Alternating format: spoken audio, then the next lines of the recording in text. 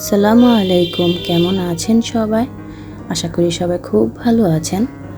আমিও আল্লাহর রহমতে খুব ভালো আছি, আপনাদের দোয়ায় ও ভালোবাসায়।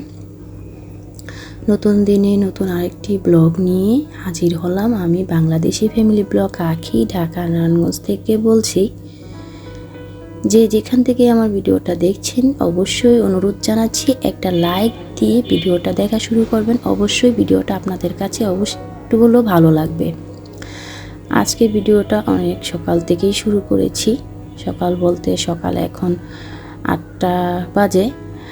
তো এখন শীত যাচ্ছে, আর তো শীতের মৌসুমটা এতটাই খারাপ আমার জন্য, কি বলবো, শরীর একটু ভালো থাকে না, অনেক ঠান্ডা লেগেই থাকে। এখন এই যে দেখছেন আমি ভয়েস দিচ্ছি, গলাটা কেমন বসে আছে। ঠান্ডা লাগলে না ভয়েস দিতে অনেক কষ্ট লাগে, একটু খারাপই লাগে।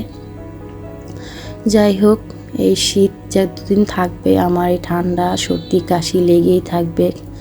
কারণ এই যে দেখেন ধুলাবালির কাজ করছি, এগুলা করলে আমার ঠান্ডা মনে করেন অবরোধেই বেড়ে থাকে, সব সময় লেগে থাকে।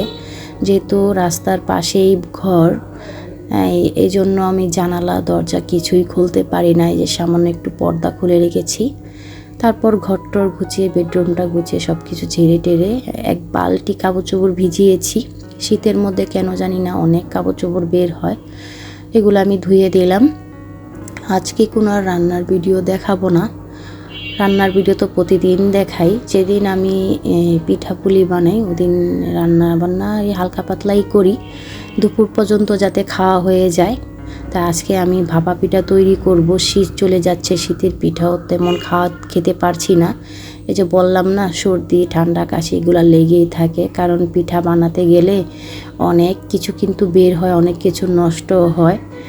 টাঙ্কির পানি এত পরিমাণ ঠান্ডা, ধরলে মনে হয় যে বরফের পানি হাতে ধরছি। এখনো পর্যন্ত কিছুদিন যাবৎ কিন্তু রৌদ্র একেবারেই ওঠে না। আজকে 2 দিন ধরে একটু রৌদ্র উঠছে, মাঝখানটা কিছুদিন একেবারেই রৌদ্র ওঠে নাই।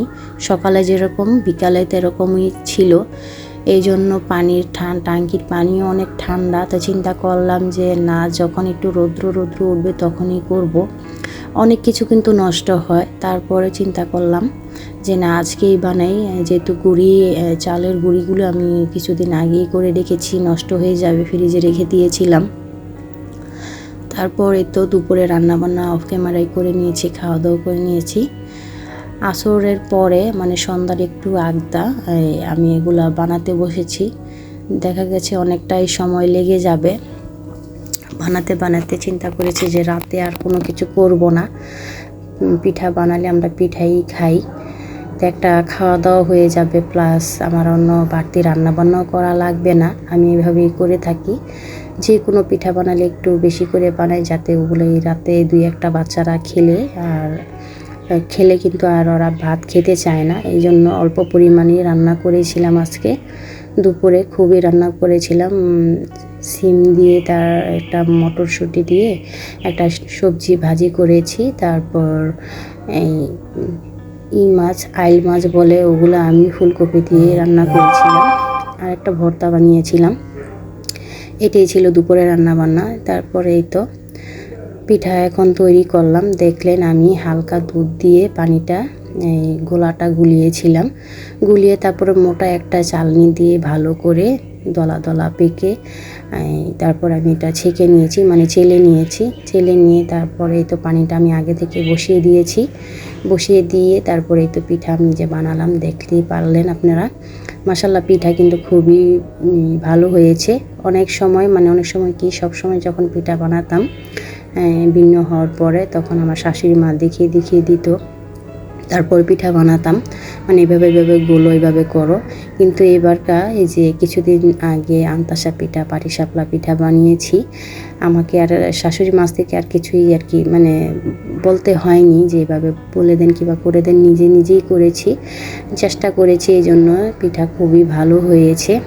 চিন্তা করলাম যখন তারা থাকবে না তখন তো নিজেই চেষ্টা করে বানাতে হবে, তাই এখনই শিখে ফেলি। যারা এখনও ভিডিওটা দেখছেন এখনও একটা লাইক দেননি অবশ্যই দিয়ে দিবেন। একটা লাইক দিতে কিন্তু বেশি টাইম লাগে না, আমার ভিডিওতে লাইকের সংখ্যা খুবই কম।